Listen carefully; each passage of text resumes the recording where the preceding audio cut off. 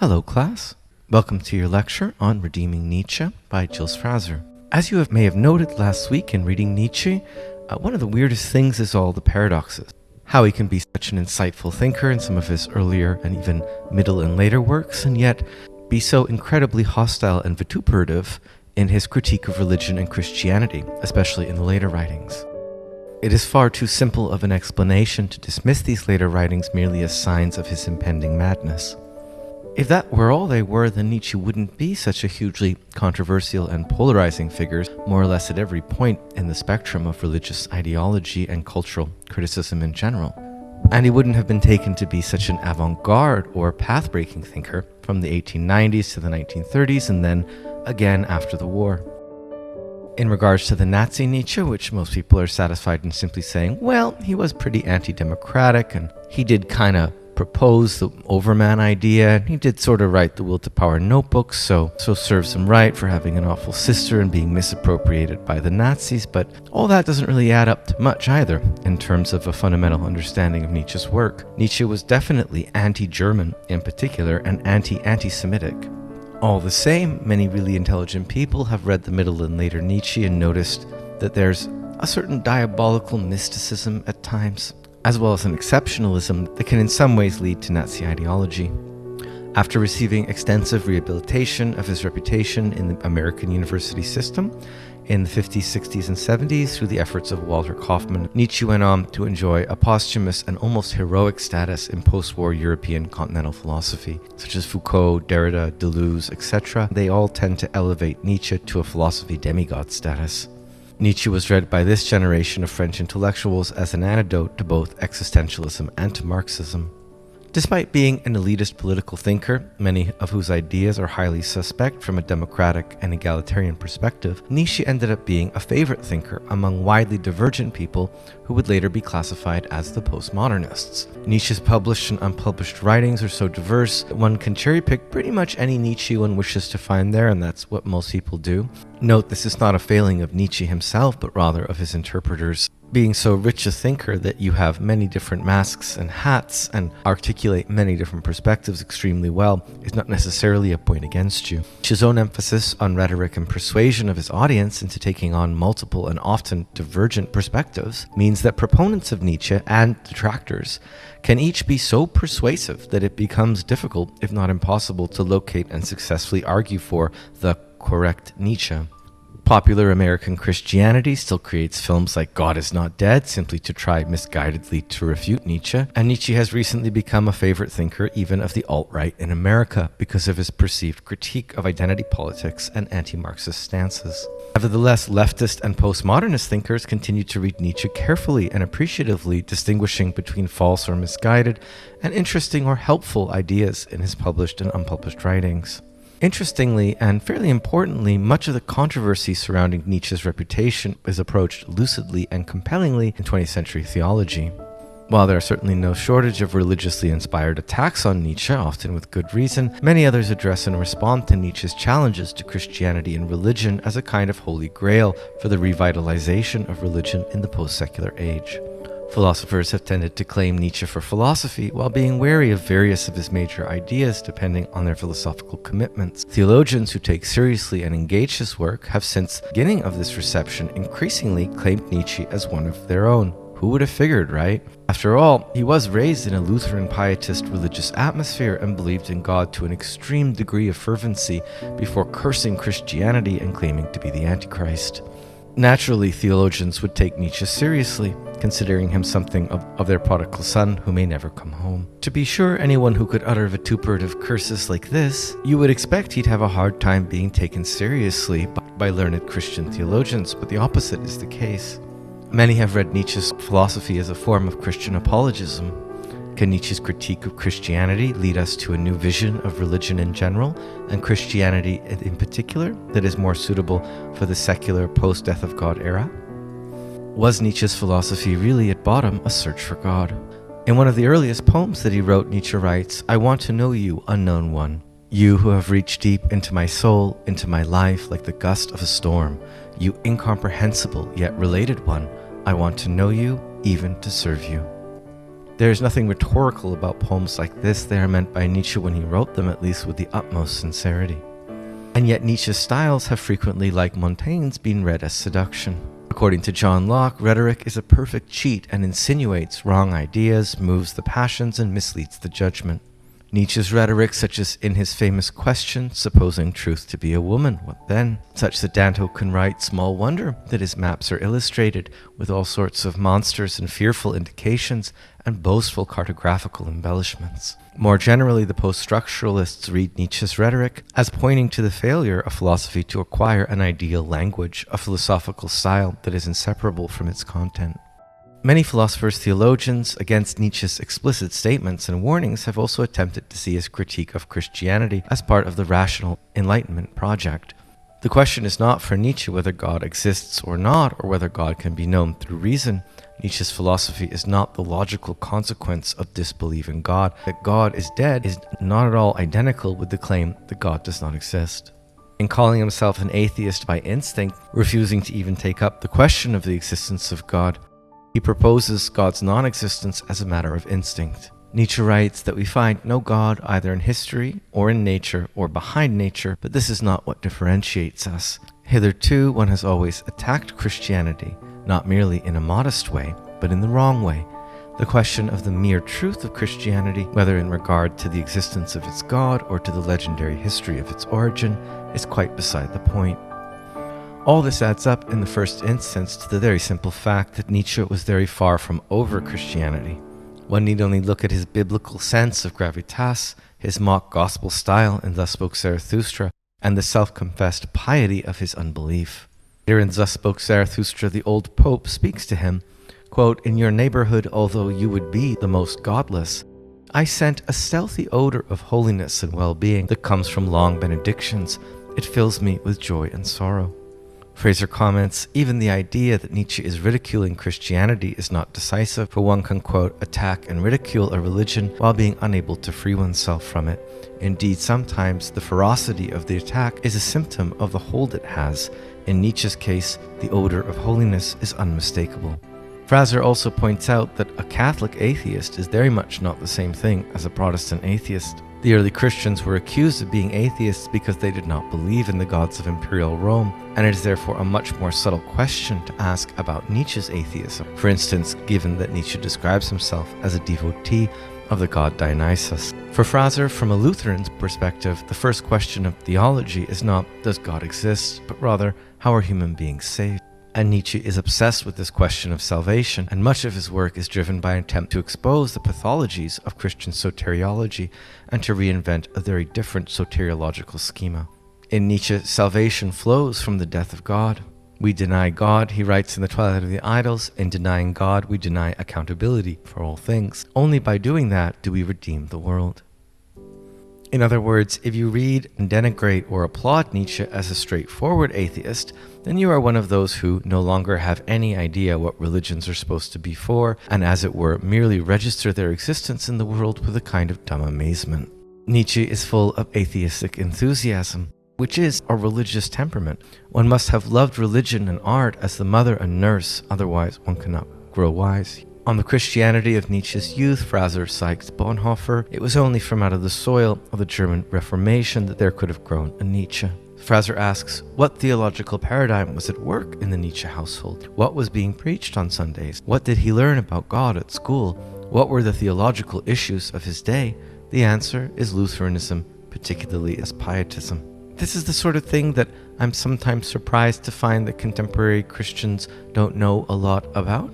Basically, Nietzsche was brought up in the cradle of Protestantism, nursed on the mother's milk of Lutheran doctrines, such as those suspicious of reason. Reason is for Luther a whore that cannot be trusted to lead to God. Knowledge of God is obtained through faith and scriptures. Protestantism combines a via moderna, or rational inquiry, the humanities, with a devotio moderna, the Bible as the revealed word of God. Protestantism is a revolutionary shift from divinely decreed hierarchies towards individuality, equality, and dignity.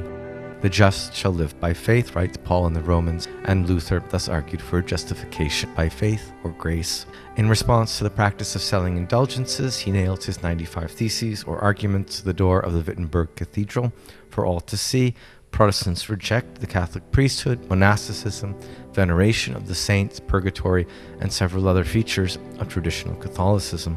The key places of Nietzsche's upbringing are the very geographical epicenter of Lutheranism. Even in 1875, 10 years after his loss of faith, Nietzsche still listed Luther as the head of the German greats: Luther, Goethe, Schiller, Schopenhauer, Beethoven, and Wagner.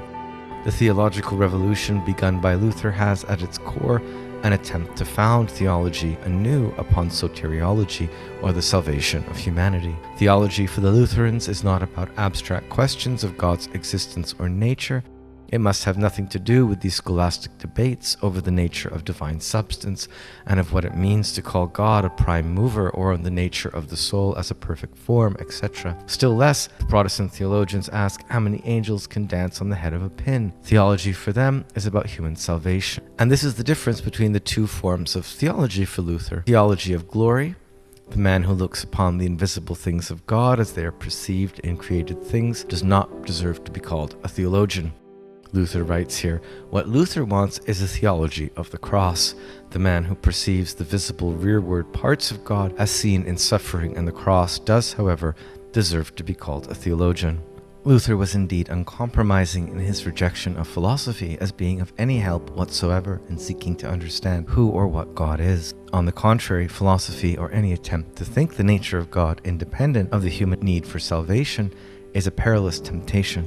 Satan may be no doctor of theology, but he is very well trained in philosophy and has had nearly 6,000 years to practice his craft. An unusual outcome of Luther's emphasis on the theology of the cross as opposed to theology of glory is that God is God supremely when God is reckoned most ungodlike, that is, in the crucifixion.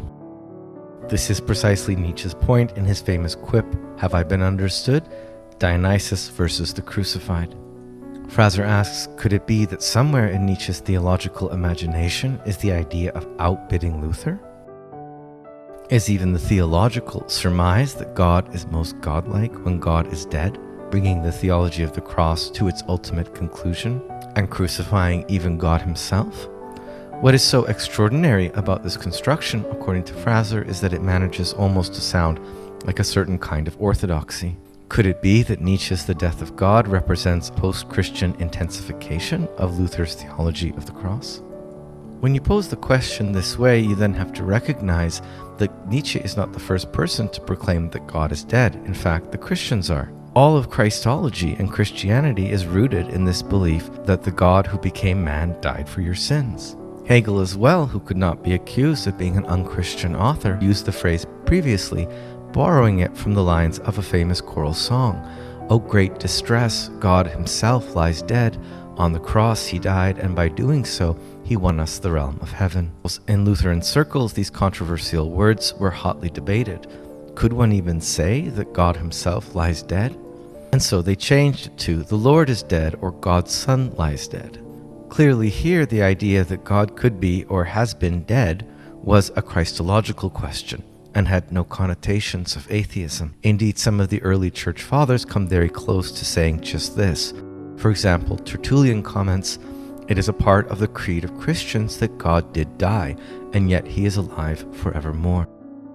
And so the plot thickens. Nietzsche's statement, "God is dead," is not even an anti-God statement.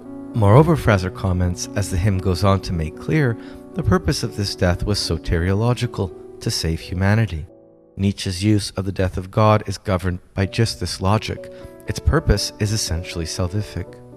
At this point, Fraser turns to a more in-depth understanding of pietism. The opposite of the pietism of Nietzsche's upbringing was the Enlightenment. The Enlightenment deists believed that the universe was a product of divine intelligence, that the laws of nature could not be suspended by divine interference, and eventually that Jesus was a moral example and embodiment of the human consciousness of God. The Enlightenment had to reckon, in its aftermath, with the emergence of Darwinism and theological responses to Darwinism, which again tried to separate human beings from the animal kingdom by arguing that they have a unique intellectual and spiritual capacity for transcendence. For the pietist, although highly educated in the humanities and other traditions of modern culture, what is missing in the clockwork universe of Enlightenment deism was any warmth or emotion.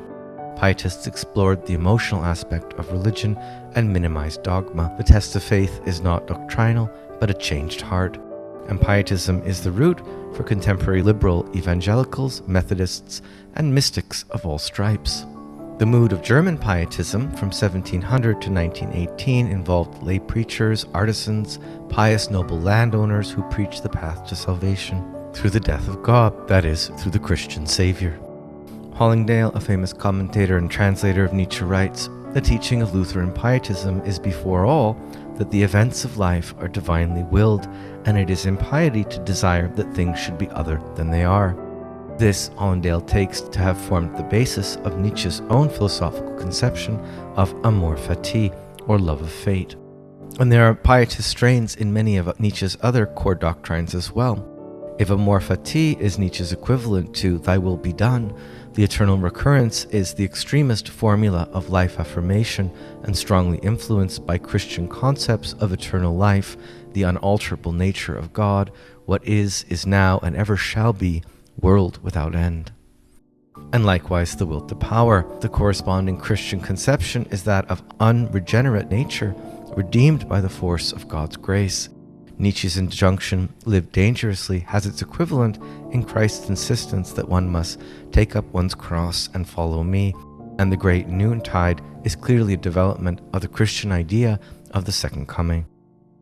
So Nietzsche's philosophy can be understood as a whole without too much stretching as a pietist practice. Even in the Antichrist, Nietzsche speaks positively of the pietist practice of loving one's neighbor, service to the deprived, neglected, and suffering, writing, "It is false to the point of absurdity to see in a belief the distinguishing characteristic of the Christian.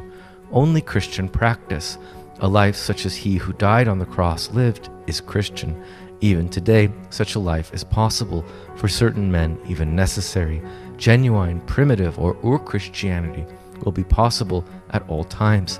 It is not what you believe, but what you do." For comments such observation, Nietzsche reveals an understanding of Christianity that is learnt not from books or from theory, but from the cradle of Christianity as a way of life, as a pietist practice. Christianity for Nietzsche was not a philosophy, but a relationship. For Frazer, there is no doubt that some of Nietzsche's early poetry is deeply rooted in the pietistic imagination. It is emotionally charged, unphilosophical, focuses upon the need and desire for salvation. From his earliest university days onwards, Nietzsche indeed recognized in traditional or scholastic theology something pathological and oppressive. So it is not surprising that Nietzsche saw his atheism as something liberating, redeeming even, and having its own kind of piety. So with all this in mind, Frazer recalls the madman aphorism, noting that the people in the marketplace really couldn't care less when the madman proclaims that God is dead. They simply don't see what all the fuss is about. So here in the madman aphorism, there are two forms of atheism being contrasted, the atheism of the madman and the atheism of the marketplace. And those in the marketplace do not understand the full force of the madman's torment. Given that God is dead, who will save them now? Nietzsche continues to be conflicted about this godlessness throughout his life. In a section of the Gay Science entitled "How We Too Are Still Pious," he confesses, "We godless anti-metaphysicians still take our fire from a flame lit by a faith that is 2,000 years old." Lou Andreas Salome, the woman who rejected him as well, comments on Nietzsche's intense religious nature as bound up with his intellectual drive, writing, "Not until the beginnings of Nietzsche's late philosophy does it become fully clear to what degree it is the fundamental religious drive which governs Nietzsche's nature and outlook. And just for this reason do we encounter in these late works such a passionate struggle with religion, with belief in God, and the neediness for redemption, because he was so dangerously drawn to it himself." Heidegger himself called Nietzsche a passionate seeker after God and the last German philosopher. And yet, of course, Nietzsche was one of the most emphatic and militant of atheists. His condemnations of Christianity are arguably unrivaled in world literature in their ferocity and vitriol. So how on earth can Nietzsche be so paradoxically atheistic and pious? For Frazer, we can begin to explain this by noting again Nietzsche's obsession with the question of human salvation. It is an obsession that is formed in his childhood through the pietistic upbringing given him by his family and teachers, and despite the fact that he becomes an atheist, he continues passionately to explore different ways in which the same basic instinct for redemption can be expressed in a world without God. So Fraser breaks up Nietzsche's three phases as such. So first, Fraser is going to give us a new reading of The Birth of Tragedy that attempts to articulate how salvation as art works within it. Life is only justified as an aesthetic phenomena is the best known summary of this position. Next, Fraser is going to look at Nietzsche's attack on Christian soteriology as developed in the Genealogy of Morals and the Antichrist. And here we'll see Nietzsche advance the idea of the Übermensch as his own version of what a redeemed humanity might look like. And this leads into an examination of what is arguably Nietzsche's soteriological experiment, the enigmatic eternal recurrence of the same doctrine, as a replacement Eucharist that will enable humanity to survive the death of God and be capable of replacing the soteriology of our Christian past. Nietzsche's atheology indeed rejects Christian soteriology while borrowing from it. In working towards somewhat redeeming Nietzsche's atheism, Fraser isn't trying to say that Nietzsche is really a theist, but he's simply challenging those who would espouse the ideological purity of Nietzsche's atheism as a rationalist enlightenment project. The point is not to make Nietzsche holy, but to save him from an unwanted secular saintliness. For the beginner, I've been covering Fraser's two introductory chapters a little out of order, starting the chapter The Orientation of Nietzsche's Question of God, so as to understand Fraser's overall interpretation of Nietzsche on religion. For the rest of this lecture, we're going to go back into Fraser's account of theology after Nietzsche, noting that, of course, although the vast majority of Christians saw a Nietzscheanized Christianity or a Christianized Nietzscheanism as an impossible and monstrous idea, a contradiction in terms, there were nevertheless many, especially Protestants, who sought to appropriate something of the energy of Nietzsche's philosophy as a way of reinvigorating what they considered a religion in decline. It was unfortunately during this first phase that thinkers like Albert Kasthoff argued for a vitalized Nietzschean Christianity. Although Nietzsche was becoming equally influential and attractive in both the left and the right wing, Kasthoff being bizarrely a proto-Nazi interpretation of Nietzsche as well as a Marxist, for too long it was the nationalist ideologues who were most successful in harnessing Nietzsche in Germany into their cultural image. Fraser begins his review with the more respectable theologians influenced by Nietzsche, with Dietrich Bonhoeffer, who saw in Nietzsche's phrase "beyond good and evil" an approach to ethics that he believed was at the very heart of Protestant theology and central to a proper understanding of the gospel. For Bonhoeffer, the Christian gospel stands itself beyond good and evil, nor could it be otherwise, for were the grace of God to be subordinated to human criteria of good and evil, this would establish a human claim on God's incomparability and uniqueness. Nietzsche himself seems to interpret Jesus' attitude towards good and evil in these terms when he writes in BGE, quote, "Jesus said to his Jews, the law was made for servants. Love God as I love him as his son. What do we sons of God have to do with morality?" For Bonhoeffer, this moral freedom is the very essence of salvation, and salvation is only possible beyond good and evil, beyond, that is, the devious delusions of human ethical self-righteousness. Fraser comments, in a telling passage of the Antichrist, Nietzsche himself tells of a prelapsarian community at one with its God and with itself. The fall from this idyllic community is for Nietzsche co-temporal with the introduction of morality, and it is not too much of an oversimplification of Nietzsche's complex genealogy of Christianity to suggest that for him, the transformation of Yahweh into a moral God is the source of all the trouble. To this extent, Nietzsche and Bonhoeffer conceive of salvation as some sort of reversal of an original moral fall. Both envision salvation as looking something like the sort of life led by Adam and Eve before the fall, that is, before the introduction of good and evil. In our contemporary fall into a religionless era, the central theological task for Bonhoeffer is to articulate who Jesus Christ can be for us today. This involves asking, how do we speak of God without religion, without the temporally conditioned presuppositions of metaphysics, and so on?